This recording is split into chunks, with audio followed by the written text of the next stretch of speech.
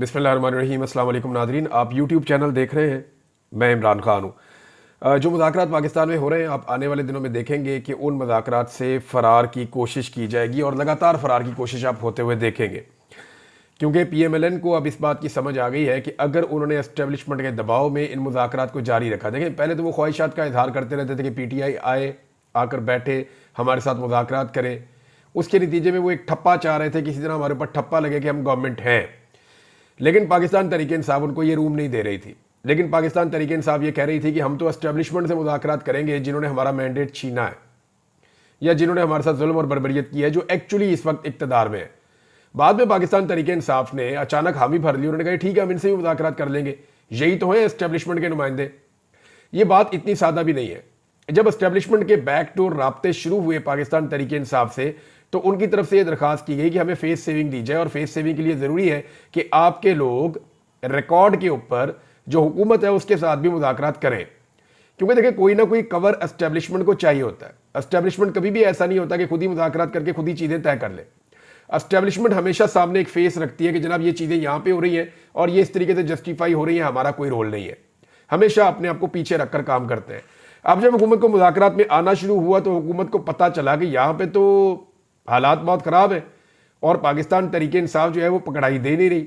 ये पाकिस्तान तहरीक इंसाफ से मांग रहे हैं तहरीरी मुतालबात, कि तहरीक इंसाफ तहरीरी मुतालबात दे, ताकि बाद में उन तहरीरी मुतालबात को NRO का नाम दिया जा सके।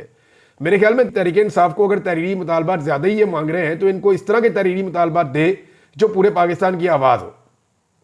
जैसा कि आप इंटरनेट की बंदिश बंद करें, जैसा कि आप सोशल मीडिया के ऊपर पाबंदियां खत्म करें, जैसा कि आप झूठे मुकदमात पाकिस्तान के शहरियों पर डालना बंद करें, जैसा कि जितने शहरियों का आपने जो नुकसान किया उस नुकसान का अजाला करें, जितने लोगों की गाड़ियां तोड़ी हैं उनकी गाड़ियां वापस की जाए, जितने लोगों को जुल्म और जबर का शिकार किया गया उन तमाम से माफ़ी मांगे रियासत।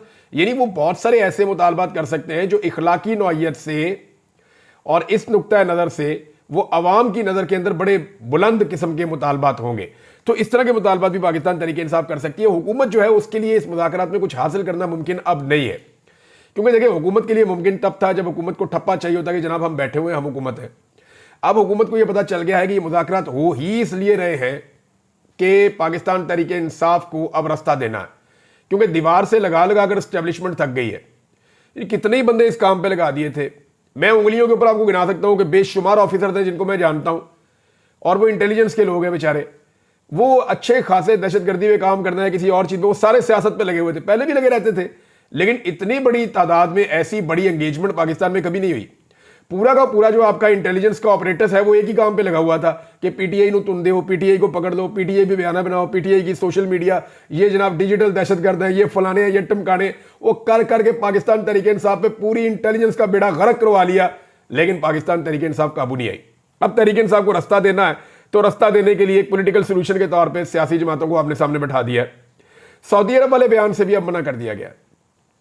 जो मेरे पास इंफॉर्मेशन है वो ये है कि सऊदी अरब वाला बयान जो है वो उल्टा हुकूमत के गले पड़ गया, बल्कि हुकूमत को डांट पड़ी है कि आप इस किस्म के स्टेटमेंट्स क्यों दिलवा रहे हैं, सऊदी अरब को आप अपने अंदरूनी मामलात में क्यों घसीट रहे हैं। अगर कोई बैकडोर चैनल से या कोई पीछे रहते हुए कहीं पे कोई एक आधी मदद कर सकता है, कोई एक आधा जुमला बोल सकता है, तो ठीक है, आप वो मदद हासिल कर लें। अब ये तो बड़ा ही गैर जरूरी है कि किसी ने आपकी मदद की और आपने डंडोरा पीट के उसको भी अपने साथ लाके सफ में खड़ा कर दिया कि जनाब ये भी मेरे साथ शरीक जुर्म है, आज के बाद जब आपने मुझे गाली देनी है तो आपने इसको भी गाली देनी है। तो सऊदी अरब को इस बात का अदराक है। अब आप ये देखेंगे कि बहुत सारी ऐसी आवाज़ें जो उठ रही थी वो जरा थोड़ी मदम हो जाएंगी, या इस बात को उस तरीके से नहीं किया जाएगा जैसे पहले किया जा रहा था। इसके बारे में सख्त रद्द-ए-अमल आया और इसके ऊपर मना कर दिया गया है।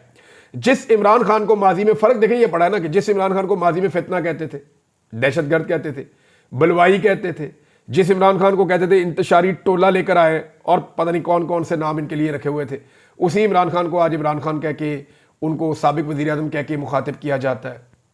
उसी इमरान खान के साथ बैठकर मुज़ाकरात करने के लिए मिन्नतें की जाती हैं। जिस इमरान खान को जेल के अंदर डालना इस निज़ाम की सबसे बड़ी ख्वाहिश थी, उसी इमरान खान को इस जेल से बाहर निकालना आज निज़ाम की सबसे बड़ी मजबूरी है। लेकिन वो इमरान खान जेल में गया भी बड़ा मुश्किल से था, यानी उसको जेल में डालना भी बहुत मुश्किल था। अब वो जेल से निकल भी बहुत मुश्किल से रहा है, यानी उसको जेल से निकालना भी बहुत मुश्किल है।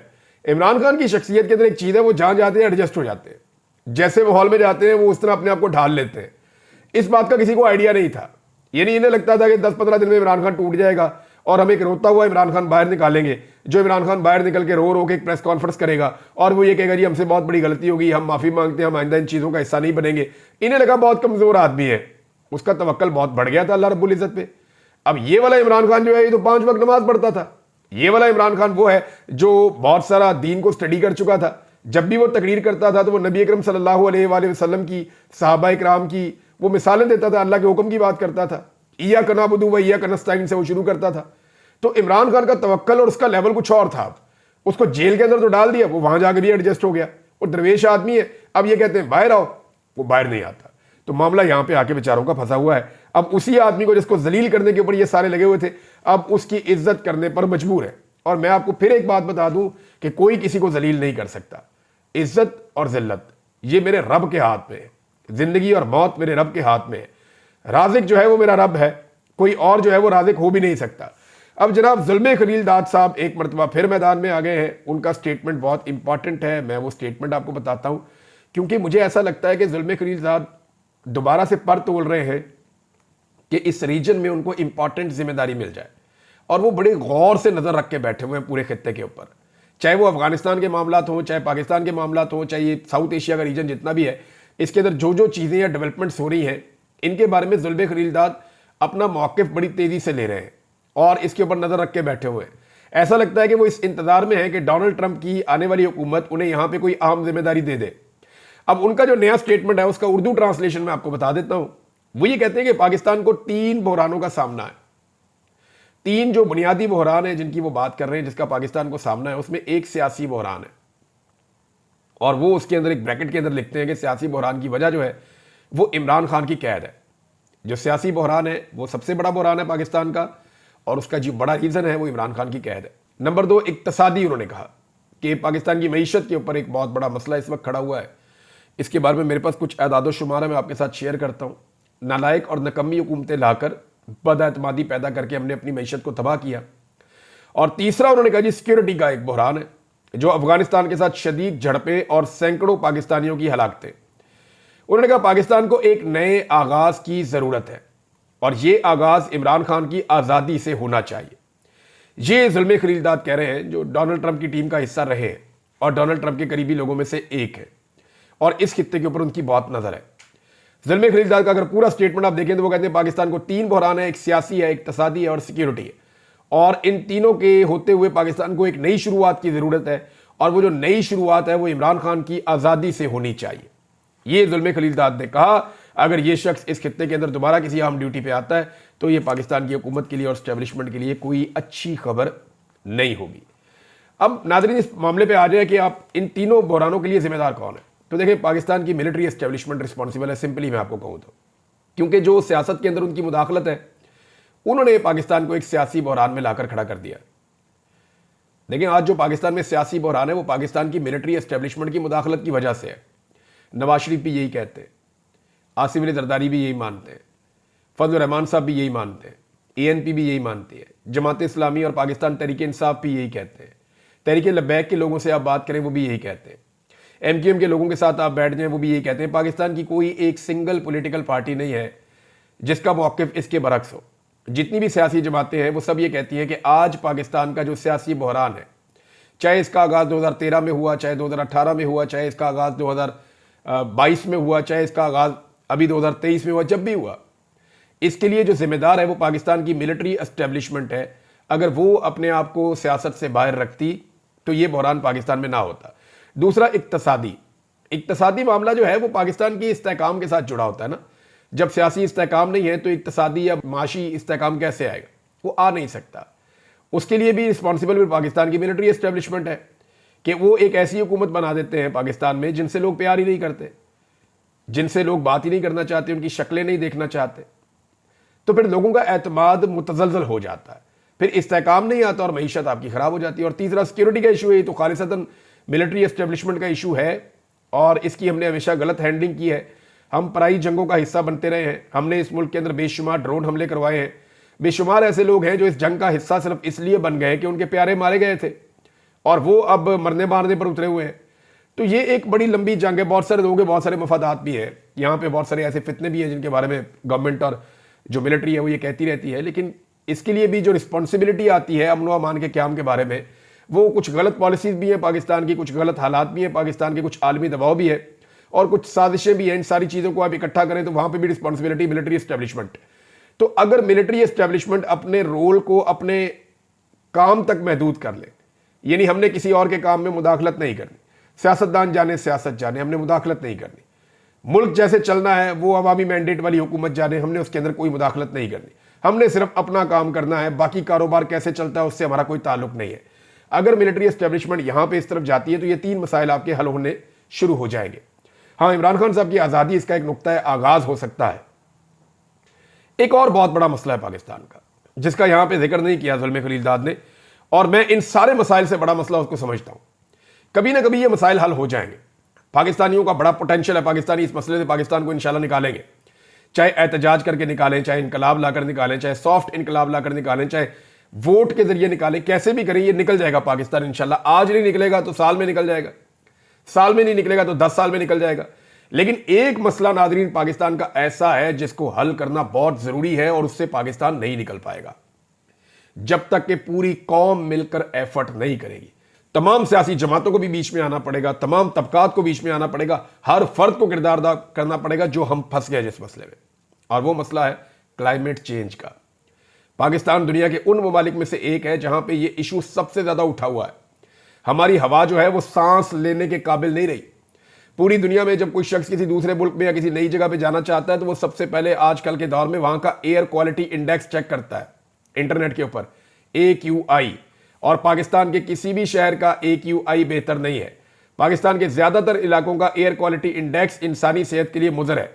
लाहौर में पैदा होने वाला इंसान जो है जो वहां पे जिंदगी गुजारेगा उसकी जिंदगी के 7 साल कम हो सकते हैं एक साइंटिफिक रिसर्च के मुताबिक। लिहाजा हमें क्लाइमेट चेंज के ऊपर बहुत तेजी से काम करना होगा, इस पे पैसा खर्च करना होगा, इसके ऊपर कोशिश करनी होगी, जंगलात की कटाई रोकनी होगी, नए जंगलात फौरी तौर पे लगाने होंगे, आलूदगी पर काबू पाना होगा और बेशुमार इकदाम करने पड़ेंगे क्लाइमेट चेंज के हवाले से। यानी आप मुल्क को जितना मर्जी आप जमहूरी बना ले, जो मर्जी कर दें, जब तक आप वहां सांस नहीं ले पाएंगे तब तक वो रहने के काबिल नहीं होगा। लिहाजा ये सुनने में आपको छोटा लगता है लेकिन क्लाइमेट चेंज का इशू बहुत बड़ा इशू है, इसको भी पाकिस्तान को फौरी तौर पे एड्रेस करना पड़ेगा। नाज़रीन, एक और बड़ी इंपॉर्टेंट खबर है और डेवलपमेंट है, वो ये है कि वकला ने फैसला किया है कि वो अब पूरे पाकिस्तान के अंदर इज्तिमात करेंगे और आवाज उठाएंगे मिलिट्री कोर्ट्स के फैसलों के खिलाफ। फौजी अदालतें तो अदालतें ही नहीं होती ना, तो उनके फैसले की औकात क्या है। लेकिन फौजी अदालतों ने सिविलियन को सजाएं सुना दी हैं और अभी तक जो 100 से ज्यादा लोगों को सजाएं सुनवाई गई, किसी एक का भी फैसला सामने नहीं आया। वो बेचारों ने जो रहम की अपीलें की थी या उनसे करवाई गई थी वो तो सामने आ गई फटाफट, आर्मी चीफ के दफ्तर से लीक हो गई, लेकिन जो फैसला है वो अभी तक लीक नहीं हुआ। कोई एक फैसला भी सामने नहीं आया कि किस बुनियाद के ऊपर किस मुलजिम को क्यों सजा दी गई और उसका जुर्म क्या था, ताकि वो बेचारे जाके अपीलें करें। तो उन्हें कहा जा रहा है कि अपीलें छोड़ो, रहम की अपीलें करो, वहां से हम आपको छोड़ देते हैं, आप अदालतों में अपीलें ना करो। लेकिन वो फैसले सामने आने चाहिए, पता चलना चाहिए। वकला ने, जो खास तौर पे इंसाफ लॉयर फोरम है, उन्होंने ये ऐलान किया है कि पूरे मुल्क में मिलिट्री कोर्ट के फैसलों के खिलाफ अब इज्तिमात मुनक्कद किए जाएंगे और इसके हवाले से वकला में और सोसाइटी में जो है वो अवेयरनेस फैलाई जाएगी। एक और चीज़ आपको बड़ी अजीब बताता हूँ नाज़रीन, इमरान खान साहब का जो अलकादर यूनिवर्सिटी वाला एक फैसला है वो 18 दिसंबर को महफूज हो गया था और ये कहा गया था कि 23 दिसंबर को सुना दिया जाएगा। 23 को पता चला कि जज साहब नहीं सुना रहे, 6 तारीख को सुना दिया जाएगा क्योंकि मुज़ाकरात चल रहे थे। 6 को पता चला जी मुज़ाकरात क्योंकि और आगे चले गए हैं, अब 6 का पता चल रहा है, अभी भी नहीं सुनाया जा रहा। यानी आप अंदाजा करें कि पाकिस्तान तहरीक-ए-इंसाफ के साबिक वज़ीर-ए-आज़म इमरान खान साहब जो हैं उनका केस चला अदालत में और पहले फैसला महफूज हुआ, फिर जब सुनाना था तब नहीं सुनाया, लंबी डेट दी गई, अब जब दोबारा सुनाना है तो तब नहीं सुनाया जा रहा, फिर डेट देने की बात हो रही है। और मजे की बात यह है कि पाकिस्तान की जो मिलिट्री एस्टेब्लिशमेंट से खबर लेने वाले सहाफ़ी हैं जो उनके बहुत करीब हैं, उन्होंने ये पहले बता दिया था। यानी जज ने या जो जुडिशियल सिस्टम है उसने नहीं बताया, इमरान खान के वकीलों को नहीं पता, जो कोर्ट रिपोर्टर थे उनको नहीं पता, वो बेचारे इस बारे में जानते ही नहीं है, उन्हें पता ही नहीं है कि जनाब क्या फैसला हो रहा है या ये फैसला आएगा या नहीं आएगा, वो नहीं जानते। लेकिन जो मिलिट्री एस्टेब्लिशमेंट को कवर करने वाले या उनके करीब रहने वाले जो सहाफ़ी हैं वो इसको ब्रेक कर देते हैं जनाब कि 6 तारीख को भी फैसला नहीं आ रहा। आप अंदाजा करें, क्या ये फैसला अदालत में लिखा जा रहा है या मिलिट्री एस्टेब्लिशमेंट इस फैसले को लिख रही है? मेरे दिमाग में ये सवाल इसलिए आया कि वो जो रिपोर्टर है वो कोर्ट को रिपोर्ट नहीं करते, वो रिपोर्टर रिपोर्ट करते हैं मिलिट्री एस्टेब्लिशमेंट को, उनके ताल्लुकात वहां पे, वहीं से खबरें लेते हैं। अब जनाब वो ये कह रहे हैं कि फैसला फिर नहीं आना। ये यहां बेचारे जो कोर्ट रिपोर्टर थे वो एक दूसरे से पूछ रहे हैं यार ये कैसे आ गई खबर। तो उन्होंने कहा जी अदालत को तो पता ही अभी कुछ नहीं है, इवन जो अदालती अमला है उससे राब्ता किया गया, उन्होंने कहा जी हमें भी नहीं पता। तो ये अब इंसाफ के ऊपर या निज़ाम इंसाफ के ऊपर बड़े सवालात पैदा हो जाते हैं कि जजेस के फैसले कैसे हो रहे हैं, कौन करवा रहा है, कहां से लिखे जा रहे हैं। तो इस किस्म के जब फैसले आते हैं ना, वो लिखे हुए भी ऐसे होते हैं कि हाई कोर्ट में जाके फौरी तौर पे उड़ जाते हैं। इससे पहले जो 4 सजाएं इमरान खान साहब को जेल से दी गई हैं, वो चारों इसी तरह उजलत में दी गई हैं, और वो चारों फारिग हो गई बाद में जब वो हाई कोर्ट के अंदर पहुंची, मामला वहां पे आए। और वो जो एक फैसला है खास तौर पे साइफर वाला, जिसके ऊपर बड़ा बुलंदोबांग दावे किए गए थे, वो तो जस्टिस आमिर फारूक साहब ने फारिग कर दिया, जो कभी इमरान खान साहब को रिलीफ देने का वो सोच भी नहीं सकते, वहां से फारिग हो गया। तो पाकिस्तान पीपल्स पार्टी ने नादरीन एक नया काम शुरू कर दिया है और इसको कहते हैं नूरा कुश्ती। नूरा कुश्ती पाकिस्तान पीपल्स पार्टी ने शुरू की है कि जनाब हुकूमत हमें एतमाद में नहीं लेती, हम उन्हें हुकूमत को सपोर्ट दी हुई है, हम हुकूमत से अपनी सपोर्ट वापस ले सकते हैं। ये सारी गोंगलुओं से मट्टी झाड़ रहे हैं। जब फॉर्म 47 लिया तब तो आप एतमाद में थे, जब इद्दत वाला केस हुआ तब भी पीपल्स पार्टी एतमाद में थी, जब गोलियां चलाई गई तब भी पीपल्स पार्टी एतमाद में थी, चादर और चार दीवारी का तकद्दुस पामाल हुआ उस पर भी एतमाद में थी, खवातीन और बच्चों को अगवा किया गया उस पर भी एतमाद में थी, तशद्दुद और जबर के ऊपर भी एतमाद में थी, ब्रूट मेजॉरिटी बकौल बिलावल के उस पर भी एतमाद में थी, डंडे वाली जमहूरियत बकौल बिलावल के उस पर भी एतमाद में थी, एमएनएस को अगवा किया गया उस पर भी एतमाद में थी, कौमी असम्बली और पार्लियामेंट लॉजेस पर हमले हुए उस पर भी एतमाद में थी, खैबर पख्तूनख्वा हाउस पर हमला हुआ उस पर भी एतमाद में थी, 2 दफा वज़ीर आला खैबर पख्तूनख्वा के साथ क्या हुआ उस पर भी एतमाद में थी, डी चौक पर गोलियां चली उस पर भी एतमाद में थी, हाई कोर्ट में तोड़फोड़ करके साबिक वजीर आजम को गिरफ्तार कर लिया गया उस पर भी एतमाद में थी, जबरी गुमशुदगियों पर भी एतमाद में थी, सिंध में पूरे पाकिस्तान के मुकाबले में सहाफियों पर सबसे ज्यादा जुल्म और जबर रिपोर्ट हुआ 2024 में उस पर भी एतमाद में थी, इंटरनेट को स्लो किया गया, बंद किया गया उस पर भी एतमाद में थी, और सोशल मीडिया की बंदिश पर भी एतमाद में थी। अब ये आ गए गोंगलुओं से मट्टी झाड़ दे। इन्हें पता है कि बैनुल अक़वामी सतह पर आवाजें उठ रही हैं, ये जमहूरियत की दुश्मनी हुई है पाकिस्तान में, बेड़ा गर्क किया गया हर चीज का। तो अब वो बिलावल जो हर जुल्म और जबर का हिस्सा है वो आ गया मैदान के अंदर कि नहीं जी मैं इसका हिस्सा नहीं हूं।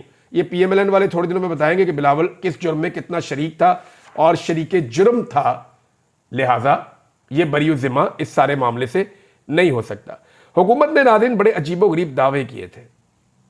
यानी इस हुकूमत का दावा था कि ऐसे ऐसे दावा किए कि अगर आप इकट्ठा करें तो $100 अरब से ज्यादा की इन्वेस्टमेंट बनती है जो पाकिस्तान में अब तक आ चुकी है। ये अखबारी खबरों के मुताबिक मैं आपको बता रहा हूं। अगर आप अखबारी खबरें देखें तो ये सऊदी अरब से आए जनाब $50 अरब की इन्वेस्टमेंट सऊदी अरब से आ रही है। फिर जनाब यूएई से आए जी $10 अरब की इन्वेस्टमेंट यूएई से आ रही है। जनाब चाइना गए जी इतने अरब डॉलर की चाइना से इन्वेस्टमेंट आ रही है। बैनुल अक़वामी दौरों में कोई बंदा करीब से गुजर जाता था ना किसी अमीर मुल्क का वजीर आजम या सदर, तो ये फौरी तौर पे फोटो खींच के खबर लगा देते हैं जनाब इतने अरब डॉलर इस मुल्क से भी आ रहे हैं। यानी वो कहते हैं ना कि बातें करोड़ों की और दुकान पकौड़ों की। या मियां नवाज शरीफ ने एक दिन सुनाया था कि पल्ले नहीं तेला दे कर दी मेला मेला, ये वो वाला मामला।